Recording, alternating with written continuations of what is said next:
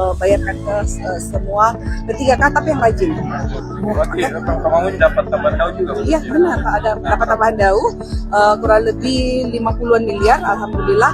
Nah itu kita akan bayarkan gaji P3K dan TPP ASN Pemkab Mamuju. Jadi P3K semuanya bisa diakomodir? Insya Allah bisa semua kita akomodir. Nah ini kita tinggal lihat seperti apa regulasinya. Ini lagi dirapatkan dengan teman-teman DKPP dan keuangan seperti apa sistem pembayarannya dan minta petunjuk dari pemerintah pusat apakah ini sampai Desember saja atau sampai tahun depan. Nah ini makanya ini regulasinya dulu, setelah itu kita akan bayarkan ke semua P3K tapi yang rajin.